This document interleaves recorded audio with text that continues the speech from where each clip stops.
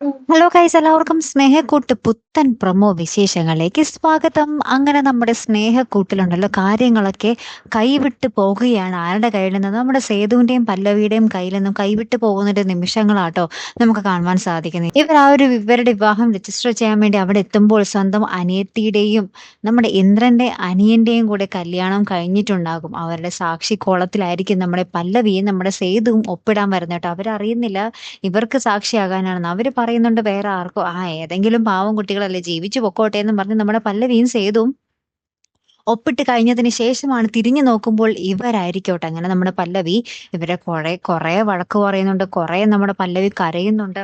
പാകപ്പാടെ നമ്മുടെ പല്ലവി തകർന്ന അവസ്ഥയിലാട്ടോ. ശേഷം നമ്മുടെ ഇന്ദ്രജിത്തിന്റെ അനിയനും ആ ഒരു പല്ലവിയുടെ അനിയത്തിയും കൂടി നേരെ ചെല്ലുന്നത് നമ്മുടെ ഇന്ദ്രജിത്തിന്റെ വീട്ടിലേക്കായിരിക്കും. അവിടെ നമ്മുടെ അമ്മ, ഇന്ദ്രജിത്തിന്റെ അമ്മ ഭയങ്കര ദേഷ്യപ്പെടുന്നുണ്ട് നമ്മുടെ അനിയന്റെ അടുത്ത്.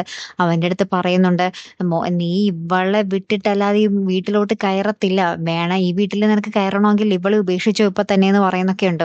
അപ്പൊ അവനാണെങ്കിൽ ഇപ്പൊ കെട്ടിയതല്ലേ ഉള്ളൂ, ഇപ്പൊ തന്നെ ഉപേക്ഷിക്കാൻ അവന് പറ്റോ അല്ലെ? അങ്ങനത്തെ കുറച്ച് സംഘർഷഭരിതമായ മുഹൂർത്തങ്ങൾ. ഏറ്റവും ഒടുവിൽ കഥാഗതികൾ മാറി മറിയുവാട്ടോ. നമ്മുടെ ഇന്ദ്രജിത്ത് ആ വക്കീലായിട്ട് കാണുന്നുണ്ട്. ശേഷം നമ്മുടെ ഇന്ദ്രജിത്ത് തന്നെ നിലവിളക്കൊക്കെ എടുത്ത് ഇവര് രണ്ടുപേരെയും വീട്ടിലേക്ക് കയറ്റി സ്വീകരിക്കുവാട്ടോ. ശേഷം നമ്മുടെ പല്ലവിയുടെ അനിയത്തിനെ ഭയങ്കരമായിട്ട് നമ്മുടെ ഇന്ദ്രജിത്ത് ഉപദ്രവിക്കുന്നുണ്ട്. അപ്പൊ ഇനി എന്തൊക്കെയായിരിക്കും നമ്മുടെ പല്ലവിയുടെ അനിയത്തിനെ മുൻനിർത്തി നമ്മുടെ പല്ലവിക്ക് ആ ഒരു ഡിവോഴ്സ് അനുവദിക്കാതിരിക്കാൻ തന്നെ ആയിരിക്കും നമ്മുടെ ഇന്ദ്രജിത്തിന്റെ ശ്രമം അല്ലെ? പല്ലവിയുടെ അനിയത്തിനെ മുമ്പിൽ വെച്ച് ഭീഷണിപ്പെടുത്തി ആ ഒരു ഡിവോഴ്സിന് സമ്മതമല്ല എന്ന് നമ്മുടെ പല്ലവിയെ കൊണ്ട് പറയിപ്പിക്കാൻ തന്നെയാണ് നമ്മുടെ ഇന്ദ്രജിത്തിന്റെ പ്ലാൻ കേട്ടോ. അപ്പൊ എന്തായാലും ഭയങ്കരമായിട്ടുള്ള ഒരു നിമിഷങ്ങളാണ്. അപ്പൊ നമ്മുടെ പല്ലവിയാണെങ്കിൽ നമ്മുടെ ഇന്ദ്രിയത്തിനെതിരെ ആഞ്ഞടിക്കുന്നുണ്ട്. എന്തായാലും നമ്മുടെ പല്ലവിയുടെയും സേതുവിന്റെയും ജീവിതത്തിൽ ഈ ഒരു വിവാഹം നമ്മുടെ പല്ലവിയുടെ അനിയത്തിയുടെ വിവാഹം എങ്ങനെ ബാധിക്കും എന്നുള്ളത് കണ്ടു തന്നെ അറിയണം കേട്ടോ കൂട്ടുകാരെ. അപ്പൊ എന്തായാലും കാത്തിരുന്ന് തന്നെ കാണാം. അപ്പൊ അടുത്തൊരു വീഡിയോ വരുന്നത് വരയ്ക്കും ഗുഡ് ബൈ.